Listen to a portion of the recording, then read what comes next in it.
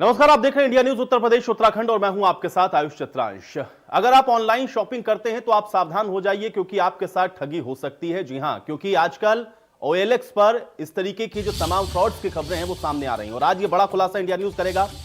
OLX के नाम पर ठगी किस तरीके से होती है, आज ये खुलासा इंडिया न्यूज करने वाला है। तो आप हमारे साथ लगातार बने रहिए। फर्जी सेना के अधिकारी बनकर के आखिर ये ठगी कौन कर रहा है, ये खुलासा भी आज हम करेंगे। फर्जी सेना अधिकारी बनकर बाकायदा OLX पर लाखों का चूना लगाया जा रहा है और ठगी कैसे की जा रही है, कैसे आपको शिकार बनाया जा रहा है, एक एक करके इसकी परतें आज हम खोलने वाले हैं। ठग कैसे आपको उसका निशाना बनाते हैं, कैसे आपको इस पूरे मकड़जाल में फंसाते हैं और फिर उसके साथ आपके साथ जो ठगी है वो होती है। और अब फर्जी सेना अधिकारी बनकर के ये जो ठगी का मामला है वो भी सामने आया है और इसी की कड़ी दर कड़ी हम आज खोलेंगे, क्योंकि OLX या फिर तमाम वो ऑनलाइन शॉपिंग करने वाली वेबसाइट जिसका सहारा आप लेते हैं उस पर कैसे आप ठगी का शिकार होते हैं, यह आज आपके लिए देखना और जानना बेहद जरूरी है।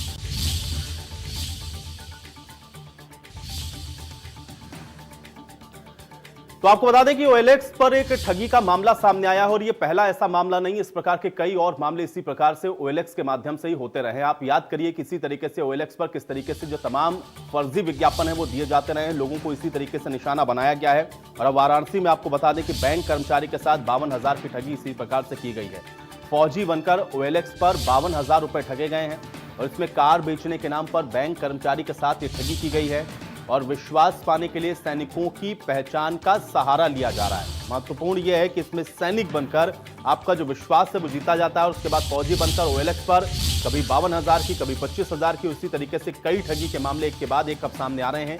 ये कुछ चैट्स हम आपको WhatsApp के दिखा रहे हैं जो कि फर्जी सेना का अधिकारी बनकर और उस शख्स के साथ ये ठगी हुई है जिसने OLX पर इस विज्ञापन को देख करके उस प्रोडक्ट को खरीदने के लिए अप्रोच किया। ये कार जो कि दिखाई गई 52,000 रुपए में ठगी हुई और विश्वास पाने के लिए सैनिकों का जो सहारा है वो भी लिया जा रहा है। तो सीधे तौर पर ये एक बड़ा और फर्जीवाड़े का मामला है। अब सवाल यह है कि आखिर इस पर जो लगाम है वो कैसे लगेगी। डॉक्टर संतोष ओझा जुड़ रहे हैं हमारे साथ जानकारी के साथ। संतोष, सबसे पहले तो ये बताएं कि ये पूरा मामला क्या है। संतोष, क्या आप मुझे सुन पा रहे हैं? ये पूरा मामला कार बेचने से जुड़ी हुई है OLX से। जी, कार की कंडीशन देखकर कोई भी किसी का भी अट्रैक्ट हो जाना एक स्वाभाविक प्रक्रिया होती है और वो भी तब जब OLX जैसे प्रतिष्ठित प्लेटफॉर्म पे इन बातों को हो। बैंक कर्मी कनेक्ट करता है अपने आप को, कनेक्ट करने के बाद उससे 3 बार में लगभग 52,000 रुपए ट्रांसफर लिए जाते हैं। जो सबसे पेच वाली बातें हैं वो ये है कि जो ठग है वो सेना के बेस में है, सेना के बेस में आता है, वीडियो चैट करता है और छोटे छोटे रकमों को 13,000, फिर 18,000, 199 रुपए, इस तरह के फिगर को वो अपने बैंक अकाउंट में ट्रांसफर कराता है। ठगी का शिकार जो आदमी है बैंक कर्मी, जब वो इस बात पे आपत्ति करता है कि आप अपना अकाउंट नंबर दीजिए, तो वो ये समझाने का प्रयास करता है कि चूंकि ये सेना का मामला है और सेना के अपने प्रोसेसिंग होते हैं, लिहाजा हम आपसे सीधा कनेक्ट नहीं हो सकते हैं। कुल मिला के यदि देखा जाए तो ठगी के बाद जो दूसरा चरित्र आया, जो दूसरा रूप आया, वो ये कि पुलिस ने इस पूरे मामले में पिछले 3 दिन से पुलिस के संज्ञान में इस बात को डाल रहा है, एप्लीकेशन दे रहा है, निवेदन कर रहा है, लेकिन बावजूद उसके पुलिस केवल इस थाने से उस थाने और इस अधिकारी से उस अधिकारी की बातें कर रहा है या ये कहा जाए कि उसे लोगों तक भेजा जा रहा है। कुल मिला के यदि अभी की हालात की बात की जाए तो सिगरा थाने में अभी 2 घंटे पहले ये आदमी गया था। इससे एप्लीकेशन ये कह के नहीं लिया गया कि जो संबंधित अधिकारी हैं, एसओ हैं, वो छुट्टी पे हैं और जब वो छुट्टी से वापस चले आए तब आप हमसे मिलिए। समझा जा सकता है कि इस ढंग की जो लेटलतीफी है, इस ढंग की जो लापरवाही है, शायद ऐसे ही ठगों को बढ़ावा देने के लिए ज्यादा होती है। नहीं बिल्कुल, लेकिन संतोष इसके 2 पहलू हैं, क्योंकि एक तो यह है कि एक तरफ तो ये जो ऑनलाइन ठगी का शिकार शख्स हुआ है उसको कैसे न्याय मिले, सवाल ये है। दूसरा ये भी है कि इस तरीके की गतिविधियों पे लगाम लगाने के लिए तमाम साइबर जो थाने हैं उनका निर्माण किया गया है, अलग अलग इसके लिए व्यवस्थाएं की गई हैं। क्या इस तरीके की कोई व्यवस्था वाराणसी या उस परिक्षेत्र के अंदर काम नहीं कर रही, और अगर कर रही है तो अब तक 3 दिन हो चुके हैं इस घटना को, कोई जानकारी, कोई सुराग क्यों नहीं लगा और क्यों इसको दर दर की ठोकरें खानी पड़ रही हैं? संतोष, देखिए, सबसे बड़ा प्रश्न यही उठता है जो कि हम मीडिया कर्मी होकर उठाते हैं बार बार कि आखिर जिस क्राइम थाने का यहाँ पे निर्माण किया गया है, जिस रचना की गई है, आखिर वो थाना कर क्या रहा है। और जब कोई भी पीड़ित इस बैंक कर्मी के अलावा भी यदि हम बात करें, कोई भी बैंक पीड़ित आप तक पहुंचता है तो आप तब तक कार्रवाई क्यों नहीं करते हैं। त्वरित कार्रवाई न होने का ही नतीजा होता है। इस टाइप के फ्रॉड लगातार बिना बेबाक दूसरे और तीसरे लोगों को फंसाते हैं। प्रश्न जो आपका है कि आखिर ये कर क्या रहे हैं, तो इनसे यदि बात किया जाए, पीड़ित ने जो बताया उस हिसाब से ये पिछले 2 दिनों से साइबर क्राइम का जो थाना है सारनाथ में जो स्थित है उनके संपर्क में है, लेकिन वो लगातार इस बात को कह के बात को बढ़ा रहे हैं या टाल रहे हैं कि हम इस मामले को देख रहे हैं। प्रश्न ये भी बनता है साथ साथ, जैसा कि हमने पहले भी इस बात को नोट कराया, कि निश्चित तौर पे ये कहा जा सकता है कि जो समय का ड्यूरेशन होता है, अमूमन ये फर्जी सिम के सहारे इस काम को करते हैं और बात बनने या बात न बनने दोनों की स्थिति में इस सिम को तोड़ के, या ये कहा जाए कि अपने कनेक्ट को तोड़ दिया जाता है, नष्ट कर दिया जाता है, जिसके बाद साइबर क्राइम के पुलिस चाहे लोग इनको ढूंढने में, इनको ट्रेस करने में निश्चित तौर पे असफल रहते हैं। और यही वजह है कि पुलिस की जो बिल्कुल नहीं संतोष, लेकिन इन्हीं सारे विषयों पर काम करने के लिए मुझे लगता है कि जो साइबर सेल है वो बनाई गई है, और अगर वो बेहतर तरीके से काम करे तो इसको अंकुश लगा पाना या इसको ट्रेस कर पाना इतना बड़ा सरदर्द भी नहीं है। मैं आपके पास वापस आऊंगा संतोष, आप हमारे साथ बने रहें। इस बीच जो पीड़ित इसका शिकार हुआ है वो क्या कुछ कह रहा है, आइए आपको ये सुनवाते हैं। मैं कल वहाँ पे जब मेरे को एयरफोर्स से कंफर्म हो गया कि वो जेन्युइन नहीं है, फिर भी मैंने उनको उलझाए रखा, क्योंकि मैंने यूट्यूब में देखा कि काफ़ी इस तरह के OLX के फ्रॉड हुए हैं और इंडियन आर्मी के लोग बना के, और पार्सल एक RTO में मेरे जीजा जी हैं उनसे भी मैंने बात किया तो उन्होंने भी बोला कि रवि पैसा मिलना बहुत मुश्किल है, क्योंकि इस तरह से फ्रॉड रेगुलर बेसिस पे हो रहे हैं और इंडियन आर्मी के नाम पे लोग ठगी हो रही है। और एक मेरे अनऑफिशियली तौर पे मैंने एक लोगों से पता करवाया था, तो उन बंदों का लोकेशन दिखा रहा था भरतपुर राजस्थान का। तो मैं गया था कल ADG ऑफिस में रुपेश सर से बात करने, तो वहाँ पे सर तो छुट्टी पे थे, पर मुझे बोला गया है कि आप एप्लीकेशन दे दीजिए और ADG मतलब वहाँ से लखनऊ जाएगा, सर की साइन हो जाएगी तो हम सर्विलांस में डाल देंगे द्वारा।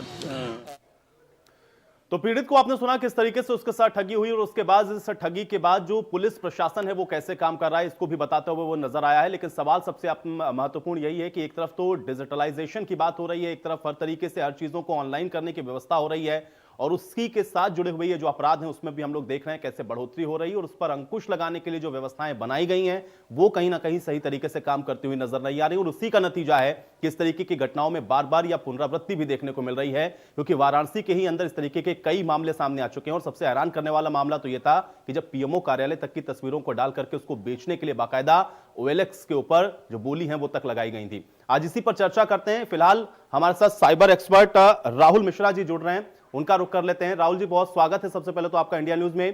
राहुल जी, मेरा बहुत बेसिक सवाल यही है, सबसे पहले तो मैं आपसे ये समझना चाहूंगा, क्योंकि किसी भी हम लोग वेबसाइट पर अगर जाते हैं, अपना कोई प्रोडक्ट हमको अगर सेल करना है तो बाकायदा उसके लिए एक फॉर्म होता है, उस पर हम लोग को रजिस्ट्रेशन करना होता है, और उसके बाद उस प्रोसेस के थ्रू गुजरने के बाद ही हम अपनी या तो कोई अपनी ID बना सकते हैं, और उसके बाद उस पर हमको जो प्रोडक्ट डालना है वो डालकर हम उसको सेल आउट करते हैं। ये ट्रेस क्यों नहीं हो पाता है? क्योंकि OLX पे इस तरीके का ये पहला मामला नहीं है, कई मामले इस तरीके के इससे पहले भी देखने को मिले हैं जहां पे बड़ी बड़ी ठगी हुई हैं।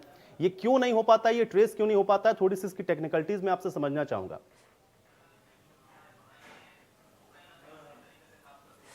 देखिए, इस तरह के जो भी फ्रॉडस्टर्स होते हैं वो अपनी आइडेंटिटी का इस्तेमाल नहीं करते हैं। वो बेसिकली क्या करते हैं, जैसे ग्रामीण क्षेत्रों में जाते हैं, वहां पे एक जैसे किसान है, उस किसान को कुछ लालच देते हैं कि हम आपको 10,000 रुपए दे रहे हैं, आपको अपनी ID लगानी होगी और आपको हर महीने 1,000 रुपए आएगा, स्कीम आई है गवर्नमेंट की। इस झांसे में आकर के जो किसान होता है वो अपनी ओरिजिनल आइडेंटिटी प्रोवाइड कर देता है, और कई बार उसी के नाम से बैंक अकाउंट्स भी खुलवा लिए जाते हैं, और इसके बाद उन खातों का इस्तेमाल किया जाता है और उस सिम कार्ड का इस्तेमाल किया जाता है जो किसान की आइडेंटिटी पे होता है। तो इस तरह से काम करने का तरीका होता है इन फ्रॉडस्टर्स का, जिस वजह से कई बार मुश्किल होती है केसेस को वर्कआउट कर पाने में। बट ऐसा नहीं कि ये इम्पॉसिबल है, बहुत सारे ऐसे केसेस हैं जो वर्कआउट हुए हैं। अगर टाइमली जो विक्टिम है वो रिपोर्ट करे और पुलिस एक्शन ले तो ऐसे लोगों को आसानी से पकड़ा जा सकता है, क्योंकि वो अल्टीमेटली फोन कॉल इस्तेमाल करते हैं, फोन करते हैं आपको, और उनके फोन नंबर्स को सर्विलांस के थ्रू ट्रैक किया जा सकता है, इवन दो उन्होंने गलत आइडेंटिटी लगा रखी है तो भी। लेकिन राहुल, मैं एक चीज और आपसे जरूर यहां पर समझना चाहूंगा, मुझे ये थोड़ा सा समझाएं, क्योंकि इस पर्टिकुलर केस की अगर हम लोग बात करें, क्योंकि जो पीड़ित है उसका स्टेटमेंट हम लोग सुन रहे हैं, वो बाकायदा उसको इस बात की जानकारी हो गई कि उसके साथ धोखा हो रहा है, उसके बाद जब वो पहुंचता है संबंधित विभाग के पास या फिर उन लोगों के पास या उस अथॉरिटी के पास जो कि इसको लेकर के कोई एक्शन ले सकते हैं, वो अभी तक उस प्रोसेस में ही नहीं जा पाए हैं और वो ये कह रहे हैं कि आप यहां रिपोर्ट दर्ज करवाइए, आप वहां रिपोर्ट दर्ज करवाइए। क्या इतनी मुश्किल होती है इन टेक्निकलिटीज को इतनी जल्दी सुलझाने में, सॉर्ट आउट करने में, इस वजह से ये दिक्कतें हो रही हैं, या ये लेट लतीफी देखने को मिल रही है, या फिर उसकी गंभीरता को अभी भी समझा नहीं जा रहा है, समझ नहीं पा रहे कि इसको हम ट्रेस कैसे करें, ट्रैक कैसे करें, इस वजह से वो पीड़ित दर दर की ठोकरें खाता हुआ नजर आ रहा है? ये होगा कैसे, ये थोड़ा सा समझाएं राहुल। जी एग्जैक्टली। अक्सर क्या होता है, जब थानों पे कोई पीड़ित जाता है, उसके साथ साइबर अपराध हो जाता है, तो पुलिस थाने पे कंप्लेन इस वजह से पुलिस ऑफिसर्स जो वहां पे होते हैं वो दर्ज करने में इस वजह से घबराते हैं, उन्हें लगता है हम इस केस को इन्वेस्टिगेट कैसे करेंगे। बट कहीं ना कहीं सब जगह पे, सभी पुलिस स्टेशंस पे सीनियर ऑफिशियल्स ने ये बता रखा है कि आपके पास कोई भी केस आता है तो उस केस को आप साइबर क्राइम सेल को ट्रांसफर कर दें। हर जिले में साइबर सेल बनी हुई है और साइबर सेल रिस्पॉन्सिबल होती है जो भी साइबर क्राइम्स होते हैं उनको इन्वेस्टिगेट करने के लिए।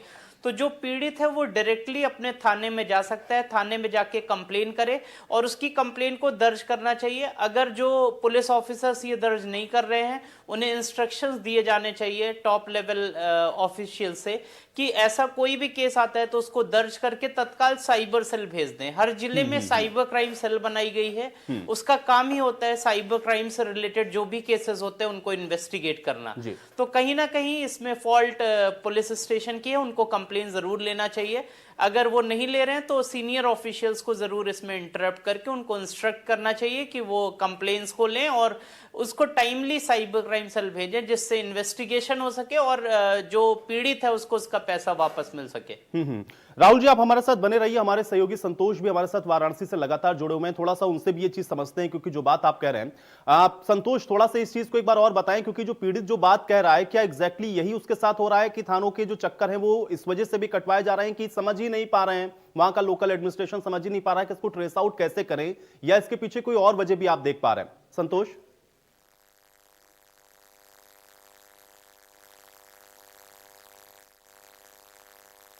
चलिए, संतोष तक मेरी आवाज नहीं पहुंच रही, हम दोबारा से संतोष के पास जाएंगे, लेकिन इस बीच हमारे साथ पूर्व डीजी सूर्य कुमार शुक्ल जी भी जुड़ रहे हैं। सूर्य कुमार शुक्ल जी, आपका भी बहुत स्वागत है इस चर्चा में। सूर्य कुमार शुक्ल जी, मैं आपसे समझना चाहूंगा, क्योंकि OLX पर इस तरीके के जो फ्रॉड के केसेस हैं हम लोग देख रहे हैं कि बहुत तेजी से बढ़ते हुए नजर आ रहे हैं, और अब तो सेना के जो अधिकारी हैं उनका सहारा लेते हुए या उनकी फर्जी पहचान को बताते हुए इस तरीके की गतिविधियों को अंजाम दिया जा रहा है। साइबर क्राइम से रिलेटेड बहुत सारे हम लोगों ने पीछे देखा है कि जो इनिशिएटिव्स हैं वो लिए गए हैं, लेकिन उसका इंपैक्ट पड़ता हुआ नजर क्यों नहीं आ रहा, ये थोड़ा मैं आपसे समझना चाहूंगा। सूर्य कुमार शुक्ल जी। जी, धन्यवाद भाई साहब। बिल्कुल आपकी ये चिंता बिल्कुल जायज है, बहुत सही बात है, चिंता का विषय है जनता के हित में। और ये इस व्यवस्था में अभी सुधार की बहुत गुंजाइश है, बड़ी जरूरत है कि एक आदमी के साथ है वो बैंक का रवैया भी ये रहता है कि चाहिए आप पुलिस में शिकायत दिखा दी। पुलिस में ज्यादातर जगहों पे अभी इस बात की पक्की व्यवस्था नहीं है कि हर थाने में साइबर क्राइम का सही तफ्तीश करने का सिलसिला और उसकी जानकारी कर्मचारियों को अभी भी नहीं है, और इसके कारण हर जिले में साइबर क्राइम की जांच करने के लिए कुछ खास अधिकारी चिन्हित किए गए हैं। तो इस व्यवस्था को आपने उठाया है, समस्या को उठाया है, ये बहुत प्रासंगिक विषय है, और मैं अपील करता हूं कि सभी अथॉरिटीज इस विषय में सुधार करें, क्योंकि अभी भी जनता को उतनी राहत नहीं मिल पा रही है जितनी मिलनी चाहिए। विशेष रूप से इसमें जो ठगी के प्रकरण आ रहे हैं, इंटर स्टेट आ रहे हैं। इंटर स्टेट का मतलब हुआ कि बिहार में, आसाम में पर क्रिमिनल ये बात जान गए हैं कि मैं केरल से बैठ करके अगर ठगी करूं तो पंजाब या दिल्ली में बहुत मुश्किल है कि वहां की पुलिस केरल जा करके पता लगावे मुलजिम को और गिरफ्तार करे। इसका फायदा ये साइबर क्रिमिनल्स उठा रहे हैं, और अब जरूरत इस बात की हो गई है कि जिस तरह क्रिमिनल्स का मूवमेंट पूरे एक प्रदेश से दूसरे प्रदेश में हो रहा है, यहां तक कि विदेशों से हो रहा है, तो चलिए, सूर्य कुमार शुक्ल जी से हमारा संपर्क टूट गया, हम दोबारा से उनके पास जाएंगे, कोशिश करेंगे, लेकिन इस बीच हमारे साथ पीड़ित भी जुड़ रहे हैं, रविकांत मिश्रा जी। रविकांत जी, सबसे पहले तो मैं आपसे समझना चाहूंगा कि ये जो फ्रॉड हुआ ये आपके साथ कैसे हुआ, थोड़ा सिलसिलेवार ढंग से बताएं, और फिर ये बताएं कि जब आपने इसकी कंप्लेंट की तो फिर वहां से आपको क्या कहा गया। Good evening sir. मैं सबसे पहले ये मैंने फेसबुक पे ये एक ऐड देखा था कि एक बंदा अपना कार बेच रहा है बहुत ही अच्छे कंडीशन में और काफी अट्रैक्टिव रेट पे, स्विफ्ट डिजायर ZDI 2017 की मॉडल उसने दिखाई। तो मैंने उनको अपना इंटरेस्ट जाहिर किया कि क्या आप इंटरेस्टेड है, तो उसने बोला कि हाँ मैं इंटरेस्टेड हूँ। तो मेरा फर्स्ट क्वेश्चन था उनसे कि क्या ये आपकी कार है या आप मिडिल मैन हो। तो उन्होंने बताया कि नहीं, मैं मिडिल मैन नहीं हूँ, ये मेरी ही कार है। और मैं उनसे पूछा कि क्यों आप इतनी अच्छी कंडीशन की कार इतने कम में बेच रहे हो। तो उन्होंने बोला कि मैं फ्लैट ले रहा हूँ और उसके वजह से मैं ये कार निकालना चाहता हूँ। उन्होंने अपना परिचय मुझे Shivendra Pratap Singh as a flying officer working in Agra, Deendayal airport पे वो काम करते हैं। और उन्होंने आधार कार्ड भी अपना शेयर किया, अपना लिकर कार्ड शेयर किया, रजिस्ट्री उस कार की 8-10 फोटोग्राफ इंटरनली जैसे जो सबके लिए पॉसिबल नहीं होता है वो सारी शेयर की। उसके अलावा उन्होंने RC copy, insurance copy, no dues की कॉपी सारी मुझे शेयर की। अपनी कुछ अपनी मैंने वाइफ के संग, अपने पेरेंट्स के संग फोटो भी भेजा। और एक बार मैंने उनको वीडियो कॉल भी किया, तो उन्होंने अपना पूरा आर्मी का ड्रेस में उन्होंने अपने मेरे से वीडियो कॉल पे बात की। पर रात के 8, साढ़े 8 बजे जब मेरे ऑफिस से निकलने का टाइम होता है तो उस समय उन्होंने कॉल किया, तो मैं उनका स्क्रीनशॉट नहीं ले पाया। उसके बाद बंदे को जब भी मैं फोन करता तो जैसे आर्मी वाले बात करते हैं, उनका वैसा है कि जय हिंद सर और इस तरह से बात करना, तो it's very convincing for me. मैं उसके बाद मैंने उनसे 1 हफ्ते का टाइम मांगा कि 13 तारीख की बात हुई थी, उसके बाद बीच में मेरी काफी बार बात हुई है। जी। और 17 तारीख को उन्होंने मेरे को फोन किया कि रविकांत, अगर आप क्योंकि आप बैंक में काम करते हो, आप नहीं आ पाते तो मैं इसको, हमारा इंडियन आर्मी का एक कुरियर डिपार्टमेंट है, पार्सल डिपार्टमेंट, उसके थ्रू मैं पार्सल बाबू और एक हमारा ऑफिसर रहेगा, वो जाएंगे और they will show you the car. In case आपको अपने मैकेनिक से दिखवा लीजिएगा, इन केस आपके घर मेंबर को दिखा लीजिएगा, इन केस पसंद आती है तो ठीक है, और नहीं तो वापस आ जाएगी। और इसके लिए आपको 6,250 रुपए देने पड़ेंगे। वो आप मेरे पेटीएम के अकाउंट में ट्रांसफर कर दीजिएगा। अनमोल सिंह के नाम से था वो पेटीएम का डिटेल। तो मैंने उनको क्योंकि मैं बैंक में काम करता हूँ, मैं हमेशा एडवाइस करता हूँ, पर ये ऑफर इतना लुब्रिकेटिव था, मैंने एलोरिंग था मेरे लिए कि मैं इसमें उनके जाल में फंस गया। और फिर मैंने बोला चलो ये 6,250 मैं कर देता हूँ। उन्होंने बोला कि ये ठीक है, अगर आपको गाड़ी पसंद आती है तो ठीक है, ये अमाउंट हम आपके मेन बिल से एडजस्ट कर देंगे, और नहीं तो 1,200 रुपए कटेगा और 5,000 रुपए आपको कैश वो पार्सल बाबू दे देंगे, उनकी खाने वाने का व्यवस्था कर दीजिएगा। तो मैंने बोला ठीक है, लंच टाइम में आएंगे, I will definitely do it. उसके बाद ये 18 तारीख को मैंने पेमेंट कर दिया। 19 तारीख को सुबह मुझे 10 बजे फोन आता है कि वो बंदा फिर से फोन कर रहा है मुझे अभी लाइव। उसका फोन उठाऊंगी नहीं? उठाइए, बिल्कुल फोन उठाइए रविकांत जी, फोन उठाइए, स्पीकर पर रखिएगा। से बात कर रहे हैं। हेलो। हाँ जी। ओके फाइन सर, आपने जो किया है वो ठीक है, लेकिन मैंने भी अपना अभी रिक्वेस्ट डाल दिया। आपका SP साहब है ना, अमित पाठक, बनारस, अभी आपको पता चल जाएगा जो भी है क्लियरली क्या हूँ मैं। ठीक है। ठीक है। रविकांत जी, एक बार जरा स्पष्ट करिएगा, फोन किसका था और थोड़ा बताइए क्या बातचीत आपकी हो रही थी। उसी बंदी का जो शिवेंद्र प्रताप सिंह अपने को बता रहे थे, तो उन्हीं का फोन था। अभी भी वो कॉन्फ्रेंस में जुड़े हुए हैं हमारे साथ, और वो बोल रहे हैं कि कोई अमित सिंह सर हैं यहाँ पे, वो मेरे को देखेंगे एंड आइडेंटिटी उन्होंने अपना बोला है कि लाइक यस्टरडे ही वाज, मेरे को बोला था कि I will take you court, ले जाएंगे। मैंने बोला मैंने क्या ऐसे क्या कर दिया, मैंने तो पैसे ही ट्रांसफर किए हैं आपको। नहीं, किस आधार पे कर रविकांत जी, किस आधार पे आपसे कह रहे हैं कि आपको कोर्ट ले जाएंगे? वो बोल रहे थे कि कल मैंने उनको पैसे ट्रांसफर नहीं किए, बाकी के जो 18% वो मांग रहे थे। अभी लाइन पे हैं, तो उनको डिस्कस करके मैं बात करूँ या उनको लाइन पे रहने दे? स्पीकर ऑन करके रविकांत जी आप बात करिए एक बार, क्योंकि आपकी आवाज स्पष्ट नहीं आ रही, उधर से क्या बात हो रही है वो थोड़ा क्लियर नहीं है। कॉन्फ्रेंस पे बैठेगा उसको। हेलो। हाँ सर, तो अब अभी का नहीं है ना फोन सर। उनके इसके बाद मैंने ये 6250 ट्रांसफर कर दिया। तो 19 तारीख को उन्होंने मेरे को फिर से सुबह फोन किया, बोला कि ये डिफेंस के थ्रू जाता है गाड़ी, तो जीपीएस का कुछ चार्जेस लगता है 16,199 रुपीज। तो मैंने उनको वो भी ट्रांसफर कर दिया। उसके बाद उन्होंने 5-10 मिनट में उन्होंने कॉल करके बोला कि रविकांत इसको 2 पार्ट में करना था, 16,199। तो वो भी मैंने कर दिया।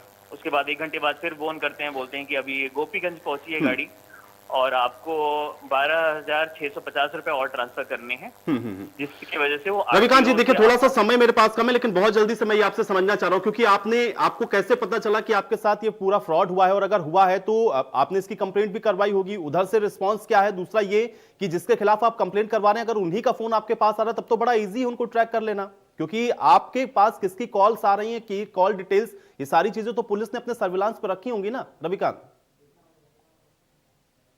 कल मैं गया था, पर वहाँ पे अधिकारी छुट्टी पे थे, तो मेरे को बोला गया कि आप एप्लीकेशन लिख के दे दीजिए और उस पर हम कार्रवाई करेंगे। जब उसने मेरे से बड़ा अमाउंट मांगा, 54,000 रुपये, 18% जीएसटी, तब मुझे लगा। फिर मैं एयरफोर्स गया था और वहाँ पे मैंने पूछा, तो उन्होंने बोला कि इस तरह से मुझे नहीं लगता है कि ऐसे बहुत रेगुलर फ्रॉड हो रहे हैं। फिर मैं चलिए ठीक है, मैं आपको रविकांत बीच में रोक रहा हूं। इस बीच हमारे साथ हमारे संपादक अरविंद चतुर्वेदी जी भी जुड़ रहे हैं, वो भी कुछ कहना चाह रहे हैं। अरविंद जी। आयुष, मैं ये जानना चाह रहा था कि रविकांत जो पीड़ित हैं, जिस दूसरे व्यक्ति से बात हो रही थी, क्या उससे कोई बातचीत हो रही है, जो अपने आप को फौजी बता रहा है और कह रहा है कि नहीं मैं आपको गाड़ी देना चाहता हूँ, आप पैसे दीजिए?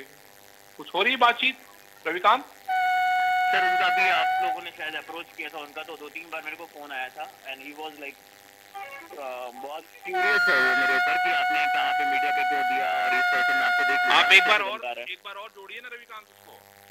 जी सर, मैं करता हूँ। जोड़िए जरा, देखिए जरा, एक बार बात कराइए हमसे। कहते हमारे भाई से बात करिए, वो पैसे आपको सारे जमा करेंगे। आप जरा इनसे बात करिए, कैसे कैसे देना है आप बताइए, तो ये सब आपको पैसे सारा देंगे। आप जरा जोड़िए उनको जरा प्लीज। साइबर एक्सपर्ट हमारे साथ हैं, पूर्व डीजीपी साहब हमारे साथ हैं। शुक्ला जी, देखिए क्या हो रहा है इस समय। ये जो आईटी क्रांति आई है, उसने समाज तो बदलने का काम किया है, लेकिन दूसरी समस्याएं जो लेके आई हैं वो भी देखना और जानना बहुत जरूरी है। रविकांत के 52,000 रुपए गए हैं, लेकिन शिवेंद्र जी हैं लाइन पे, उन्होंने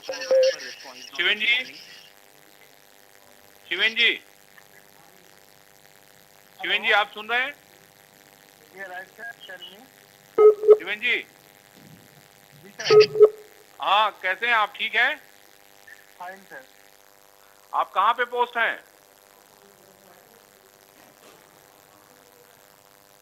शिवेंद्र जी, आप कहाँ पे पोस्ट हैं? Sir Agra, Rajendra Nagar airport area. Agra में पोस्ट हैं आप? Yes sir. अच्छा ठीक है, पूरी डिटेल बताइए शिवेंद्र जी। जी सर। पूरी अपनी डिटेल बताइए, आप किस पोस्ट पे हैं? सर कौन बात कर रहे हो? हम तो इनके भाई बात कर रहे हैं। आपको पैसा चाहिए ना? तो पैसा आ जाइए सर, ले जाइए। मैंने कब मना किया? आपसे इनसे ये बोले थे, मैंने कभी मना किया क्या? इनसे ये पूछिए। नहीं, मना करने की बात नहीं है शिवेंद्र जी। नहीं, मैं 1 सेकंड रिसर्च सर, ये बोलिए कि मैंने इसको पैसे किसी मना किया है क्या? ये बताइएगा। नहीं, देखिए ऐसा है, आप सुनिए, आपका सिम कार्ड दिखा रहा है पश्चिम बंगाल का, ठीक है? आपकी लोकेशन दिखाई पड़ रही है राजस्थान की, और आप बता रहे हो आप हो पोस्ट आगरा में। यस। हैं? हेलो, उन्होंने फोन काट दिया सर। हाँ, तो सवाल ये है कि ये फ्रॉड आदमी है, और मैं समझता हूँ कि इसमें एक बार आगरा एसएसपी को ये सारी जानकारी दी जानी चाहिए, और ऐसे लोगों को जो है सलाखों के पीछे होना चाहिए। आयुष, आप साइबर एक्सपर्ट और बिल्कुल हिसाब से सवाल लो। बिल्कुल। और राहुल जी देखिए, मैं अब आपको ला रहा हूं इस चर्चा में बहुत जल्दी से, क्योंकि समय हमारे पास कम है। आपने ये पूरा कन्वर्सेशन सुना है, देखिए बड़ा कॉम्प्लिकेटेड। एक तरफ तो देखिए अभी इसकी जो कंप्लेंट है वो की गई है, लेकिन जो आदमी फ्रॉड कर रहा है उसके हौसले देखिए कितने बुलंद है। वो अभी भी दोबारा से भी फोन करके और अभी भी पैसे की डिमांड कर रहा है। ये रुकेगा कैसे? कैसे ट्रेस आउट? मुझे तो नहीं लगता है कि इतना मुश्किल है, क्योंकि फोन अभी भी वो लगातार कर रहा है उस नंबर पर। आयुष जी, मैं बस 2 मिनट में इसका मॉडस ऑपरेंडी बताता हूं कि इस तरह के साइबर अपराध किस तरह से हो जाते हैं और उसको कैसे हम टैकल कर सकते हैं। सबसे पहली चीज है, जितने भी इस तरह के फ्रॉड करने वाले लोग होते हैं वो बहुत ल्यूक्रेटिव ऑफर देते हैं। जैसे जो गाड़ी 8 लाख की होगी वो आपको हो सकता है 60,000 में या 1 लाख में मिल रही हो। तो सबसे पहली चीज है, जो भी लोग इस तरह के एड्स देखें वो अपना दिमाग खोल करके सोचें कि क्या ये वाकई में पॉसिबल है।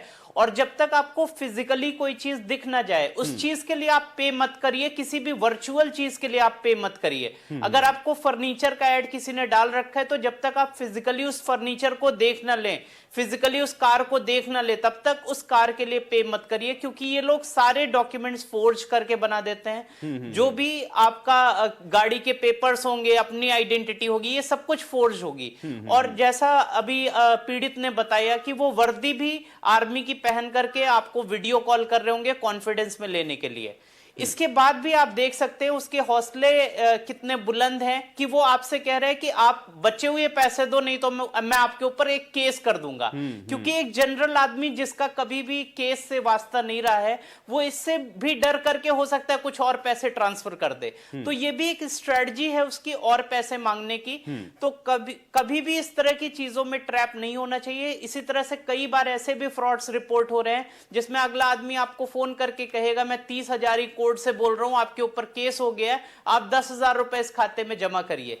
तो ये स्ट्रेटजी होती क्रिमिनल्स की कि वो आपसे थोड़ा छोटा अमाउंट जमा करवाते हैं और फिर आप बचे हुए अमाउंट को इस वजह से जमा करते जाते हो कि जो आपका पुराना पैसा है वो आपको वापस मिल जाए। इसके चक्कर में आपके साथ फ्रॉड होता चला जाता है। बिल्कुल, और यही समझने की राहुल मुझे लगता है जरूरत है, और जब तक लोग अवेयर नहीं होंगे ये फ्रॉड ऐसे होते रहेंगे। सूर्य कुमार शुक्ल जी, बहुत शार्प में आपका कमेंट चाहूंगा, समय मेरे पास बहुत कम है।